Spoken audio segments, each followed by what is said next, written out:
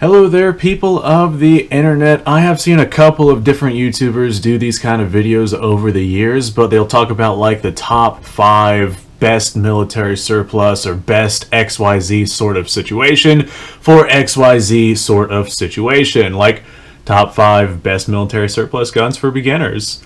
And I'm probably going to get around to making myself one of those videos because I have some 2 cents that I want to throw in one of those. But I want to go ahead and make a video talking about the top 5 worst guns, worst military surplus guns for new collectors. And this right here, like I said, is just my 2 cents. It's completely opinionated video. If you want one of these and you're a new collector and you want this to be your first thing, by all means, you go ahead and you do that. Just know what you're getting into. So first off, we got ourselves this Steyr M95, and if you like things like this, then subscribe to the channel because we play with things like this all the time. You're definitely among the right crowd. So what's wrong with the Steyr M95? Why would you not want this as your first gun? Well, this particular one is chambered in 8x50. Now, anyone who knows anything about these rifles, with this 8x50 cartridge being the earlier version, 8x50 is basically something that you cannot find on the current market. There is some talk about some companies tooling up to start to manufacture this extremely old ammunition, because these rifles have come onto the market, but we'll see how well that holds out. Just because people say they're doing things does not mean it's going to happen. But 8x50 is a round that you literally cannot find unless you are going to go out and make it yourself. So good luck with that one. But that being said, if a new shooter gets themselves a military surplus rifle, odds are they're getting something specifically to take out shooting. This particular one is a carbine. Very light, very handle, an 8x50. It's not exactly a powerhouse of a cartridge, but that also means it's not exactly rough recoiling. I've shot these before. They're very nice rifles, but the ammo is, like I said, hard to find. And if you're a new shooter, you get yourself a really nice rifle like this one right here. You want to take it out to the range, and lo and behold, you can't, because you can't find the ammunition for it. And that right there is probably something that's going to turn somebody off from the military surplus game, because they're, thinking to themselves, hey, why go out and buy yourself a military surplus rifle if you can't even enjoy it? So my number one, try to stay away, not necessarily this, but try to stay away from guns that, you can't find the ammunition for. You're going to have a much better time, especially as a new collector. Alright, number 2, this right here is very similar to the previous one. It's more of a genre than a specific firearm. This is a Grau rifle. This right here is the carbine, the cavalry carbine. I do believe that is the version of this rifle. But anyway, this is a single shot black powder gun that takes a cartridge. It's also very hard to find, so this does fall into the category of the previous one. But I want to go ahead and tell you guys this right here is probably not the best idea for a new military surplus collector, especially one who does not know a lot about firearms, simply because with these being chambered in black powder cartridges, if you decide to get into reloading and you're not an avid hand loader, and odds are you're not an avid hand loader if you are just now getting into the military surplus game, but there are some exceptions out there. But if you are trying to load your own ammunition for this and you do something wrong, and something goes catastrophically wrong because these old school black powder guns are, 150 plus years old at this point, it could get dangerous. You basically don't want to play around with these unless you are experienced and know what it is that you're actually doing, or if you're buying ammunition from an experienced factory licensed reloader. Like if you're going to go get yourself, say, a 4570 Trapdoor Springfield, then you get yourself Trapdoor Springfield loadings, which are sold currently on the commercial market, then that would be safe to fire through that rifle, assuming that the rifle is in working order, which you might not be able to tell if you are new to the game. But if someone else is able to figure out that it's in working order and they're like, hey, here you go, and then, we got people at a factory making factory ammunition, they're like, hey, here you go, that ought to be okay. But it's just such a gray area whenever it comes to this sort of stuff that I would just steer away from things like this until you get a little bit more familiar with what it is that you're dealing with.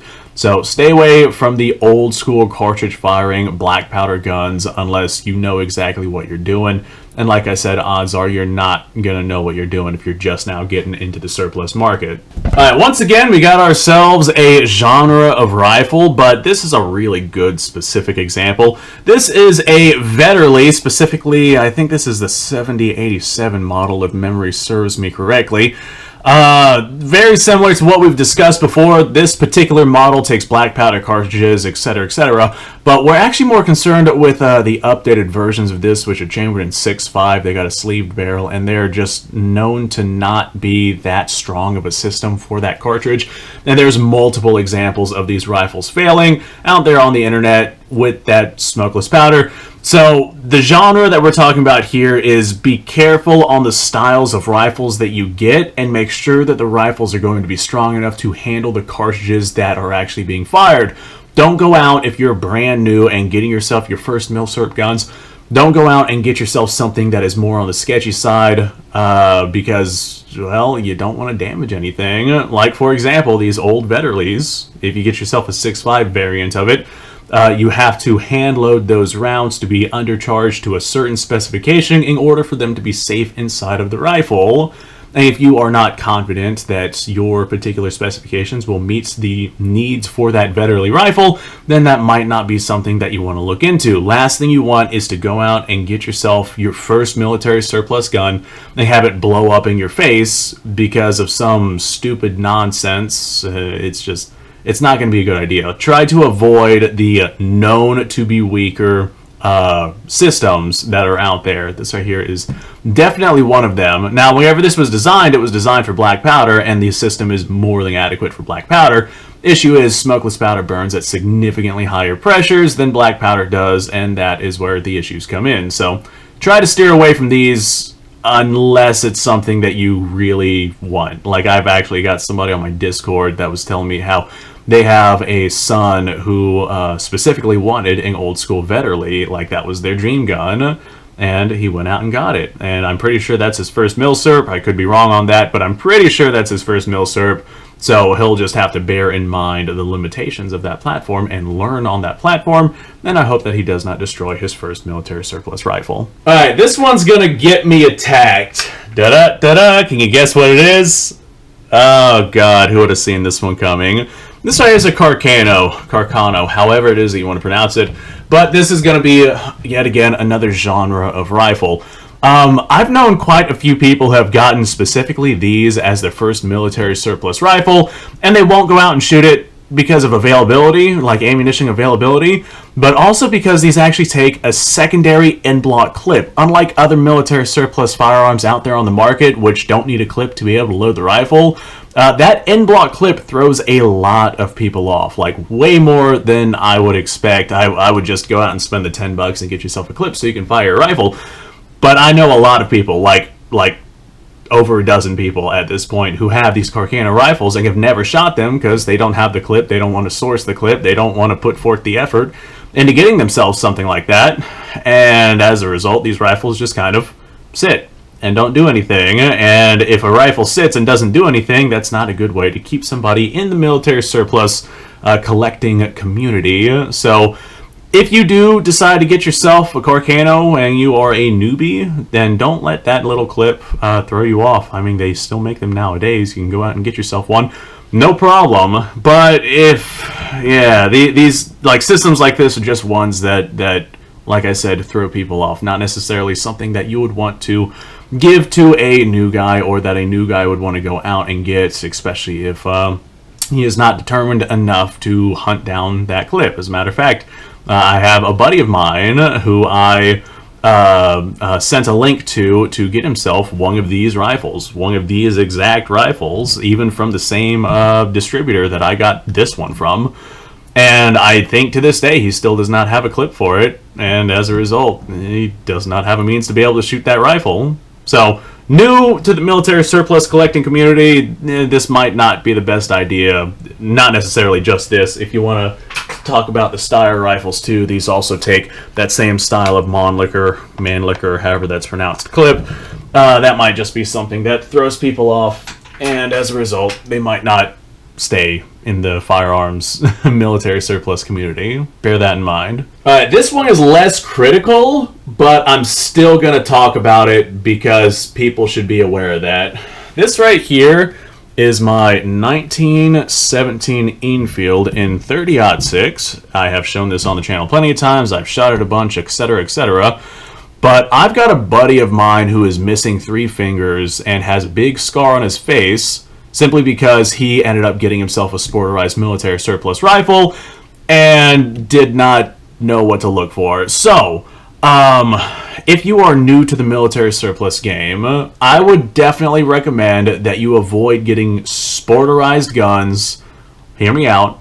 Getting sporterized guns, specifically ones that you don't know anything about. My buddy, he got himself an Arisaka, and no, it was not a training rifle, although I should include that in this video. The Arisaka that he got was rechambered for something. Well, he loaded it with 7.7 Jap, and we gauged it down. It was a 311 or a 313 diameter bore. So we assumed it was in 7.7 Jap. But whenever he pulled the trigger on that thing, the thing exploded in his hands, and that was a bad day. Luckily, I was not there to witness it, so I did not have to deal with that trauma later on. But, yeah, he was telling me the story, and apparently, after getting it looked at by somebody who was quite competent, that firearm had been rechambered in something else, so he loaded it with something that the firearm was not chambered in. It was a sporterized Arisaka. He did not know anything about it. Brought it out to the range, pulled the trigger, and it went kablamski. The receiver blew out. Like, I got pictures of it somewhere. I doubt that I'll put it on this video. But the receiver, the front band on the receiver, like, blew out and peeled up, and it was not good. Luckily, the bolts did not, like, fly back into his face, at least. Anyway, try to avoid sporterized military surplus guns if you don't know anything about them. If you do know, what they are and what they're chambered in, etc., etc., maybe they're given to you, or maybe you know for a fact that it is chambered in 30-06 or 308 or 7.62 by 54 rimmed or something like that, then by all means go out and enjoy that. But just, you gotta bear witness to things like that, because they do happen. And since I'm on the subject, well, let's go ahead and add in this, what would you call it, honorable mention. Probably want to avoid Arisaka rifles if you are a new, if you're new to the military surplus market. The Arisaka rifle, fantastic rifles, excellent shooters, very accurate, etc., etc. But the Japanese put out so many training rifles that are out there on the U.S. civilian market right now. And if you stick live ammunition inside of a training rifle, it's going to go boom, and you definitely don't want that. So Arisakas you probably want to avoid unless you know exactly what it is that you're looking at, and you know that it's not a training rifle. And there's some out there that are training rifles that do not look like training rifles. I've shown those off on the channels before. Like, I've actually got one that has locking lugs, but is in fact a training rifle. It was an old Navy training rifle. It was a Type 38, I do believe. Anyway, just bear that in mind. Arisaka's probably one to avoid as well. Anyway, folks, thanks for watching. Appreciate your time. Like, subscribe, share. Description below has a link to all sorts of stuff. Go check it out. You guys go off, have yourself a fantastic day. I will see you guys in the next episode.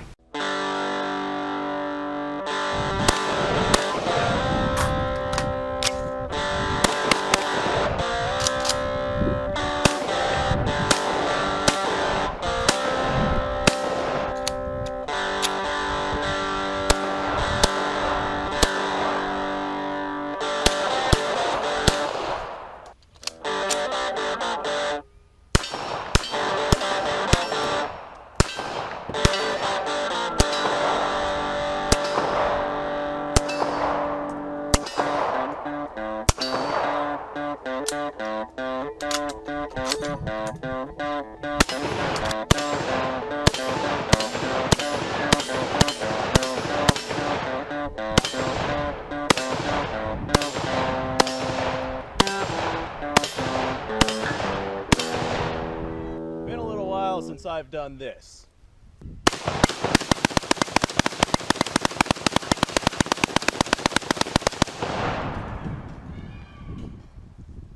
Bonnie and Clyde be damned.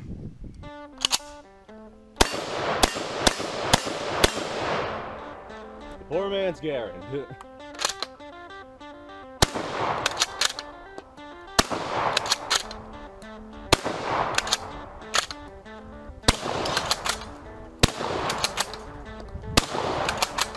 It's a shame that bolt-action shotguns aren't more mainstream.